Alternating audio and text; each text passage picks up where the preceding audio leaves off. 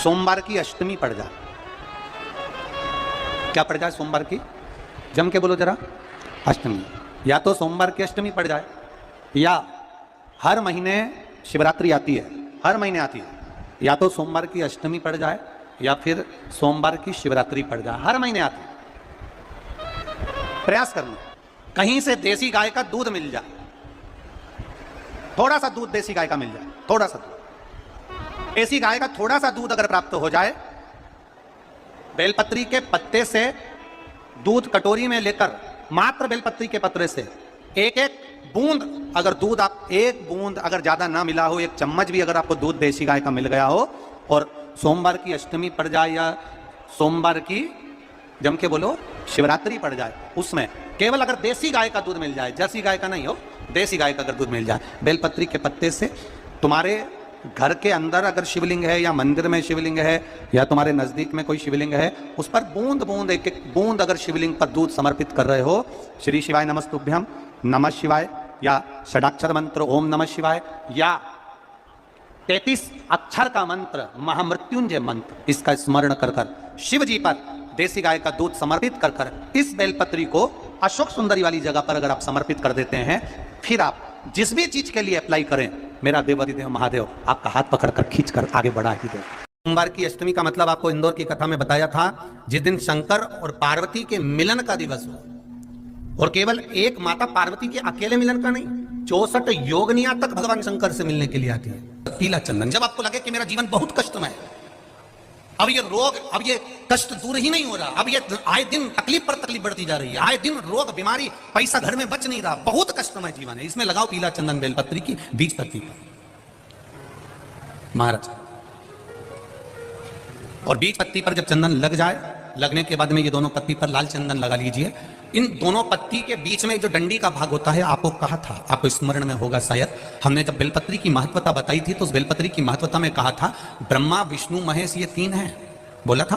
बीच में ये बड़ी पत्ती से लेकर जो 2 पत्तियां होती हैं, इनके बीच में जो जगह बचती है, इसमें मां पार्वती के 64 योगनियां, मां पार्वती अपनी पूर्ण सिद्धि के साथ में जितनी भी देवी के स्वरूप में, वो माता 64 योगनियां देवी के स्वरूप में यहां पर विराजमान होती हैं। 2 पत्ती के नीचे से जो डंडी होती है नीचे तक, ये पूरी डंडी में 33 कोटि देवी देवताओं विराजमान होते हैं इस पूरी डंडी के अंदर।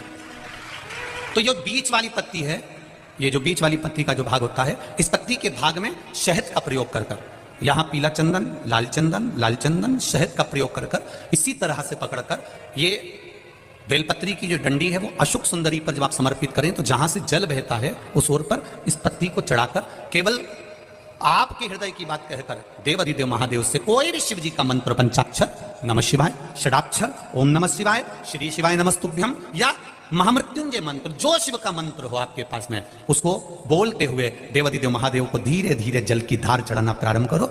जल की धार जब पूर्ण होने लगे, उसमें थोड़ा जल बचे, अब अशोक सुंदरी पर जो तुमने बेलपत्र चढ़ाई है, वहां उस जलधार को चढ़ा। ये प्रयोग आपको केवल सोमवार की अष्टमी पढ़ने पर ही करना है, और जल चढ़ाकर बाबा से विनती कर कर उसी बेलपत्र को वापस उठाकर कहीं जलाशय में या किसी पेड़ के नीचे विसर्जन कर दें, और 1 लोटा जल वहां भी चढ़ा दें। बस निवेदन कर कर आ जाइए, मेरा बाबा 3 माह के अंदर हाथ जरूर पकड़ेगा और आपको दलदल से बाहर निकाल देगा। बहुत दिनों से लगे हो, नहीं हो रहा, हरा मूंग ले जाओ, मूंग के दाने तो रहते हैं घर में, केवल 31 मूंग के दाने लेकर जाइए, 31 चावल के दाने लेकर जाइए, और 31 ही बेलपत्र लेकर जाइए।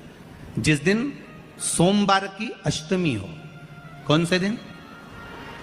सोमवार की अष्टमी हो, उस दिन शंकर जी के मंदिर में जाओ, 3 चीज लेकर जाओ, मूंग के दाने, चावल, बेलपत्र। चावल जो 31 लेकर गए हो, अपनी कामना कर कर शंकर जी की देहली पर रख दो, चौखट पर, कहीं पर भी एकांत में उसको रख दिया गया। मूंग के जो दाने लेकर गए हो 31, वो नंदी के पास में, जो नंदी का पांव ऊंचा रहता है, उस पांव के पास रख दीजिए। और जो 31 बेलपत्र लेकर गए हो, वो 31 बेलपत्र अशोक सुंदरी वाली जो जगह है, आपको पहले बताया है कथा में, अशोक सुंदरी जी का स्थान, ये शिवलिंग, ये जलाधारी जहां से पानी बहता है, उसके बीच में एक मोटी सी लाइन होती है, जो शंकर भगवान की छोटी लड़की अशोक सुंदरी का स्थान हो, एक सोमवार की अष्टमी पर कर देखना, दूसरी सोमवार की अष्टमी आएगी, अपने आप आपका काम हो गया होगा। बाबा से निवेदन तो करो, क्यों भटक रहे? एक मात्र शिव मंदिर में झाड़ू लगा रही हैं अहिल्याबाई, साधारण सा भाव है, केवल एक झाड़ू। कई लोग कहते हैं महाराज जी आप कहते हो मंदिर में जाके झाड़ू लगाओ, पोछा लगाओ, तो जो हमने मंदिर में रख रखा है स्वीपर आदि आदि जो भी सेवा करने वाला है, काम करने वाला है, वर्कर है, वो कर रहा है, तो हम क्यों करें? अरे भाई एक बात याद रखना, आप सबसे पूछना चाहूंगा, आप लोग कहते हो कि मंदिर की सफाई जो वर्कर रखा है उसे करना चाहिए, मंदिर की सफाई जो पुजारी रखा है उसको करना चाहिए। मैं आपसे पूछना चाहता हूं कि आपके घर में जो तिजोरी है दिवाली पे उसकी सफाई कौन करता है? नौकर करता है? अरे बोलते तो जाओ। नौकर करेगा? नहीं। वर्कर करेगा? नहीं। स्वीपर करेगा? नहीं। तिजोरी की सफाई कोई दूसरा नहीं करता, तिजोरी की सफाई हमें करना होती है। उसी तरह मंदिर की सफाई ना पुजारी करे ना कोई वर्कर करे, जो दर्शन करने जाए वो करे, क्योंकि ये तिजोरी है हमारी, ये तिजोरी है हमारी, यहां से हमें मिलता है, ये मेरा देव अधिदेव महादेव देता है।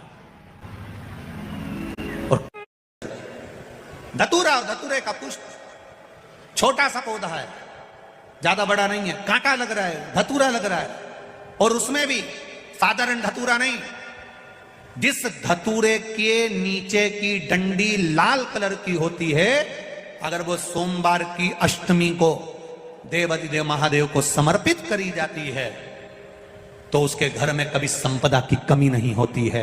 वो धतूरा है, साधारण नहीं है। धतूरे में भी लाल डंडी, जैसे धतूरा गोल होता है उसके नीचे छोटी सी डंडी, देखा है आप लोगों ने? अरे देखी कि नहीं देखी बोलो? धतूरा देखा है ना?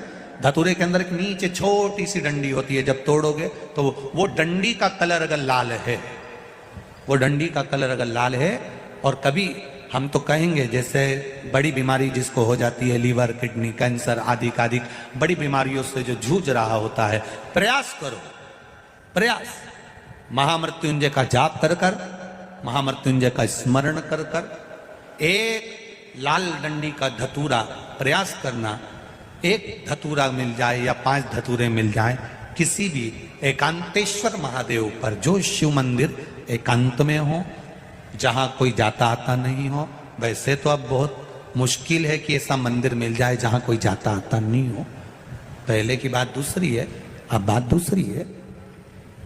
फिर भी कहीं आप रोड पे से निकल रहे हो, एकांतेश्वर महादेव अगर आपका दिख जाए, बहुत बीमारियों से ग्रसित हो, तो भी महामृत्युंजय जाप का स्मरण कर कर या किसी विद्वत ब्राह्मण जन से महामृत्युंजय मंत्र का जाप कराकर या भगवान शिव के मंत्र का जाप स्वयं कर कर, वो भी ना बने तो पंचाक्षर मंत्र नमः शिवाय, षडाक्षर मंत्र ओम नमः शिवाय या श्री शिवाय नमस्तुभ्यम जप कर वो लाल डंडी का धतूरा 5 एकांतेश्वर महादेव को आप समर्पित कर सकते हो। रोग थम जाएगा, जो दवाई खाओगे वो शरीर को लगना प्रारंभ हो जाएगी और आप स्वस्थ होना प्रारंभ हो जाएंगे। अगर बड़ा रोग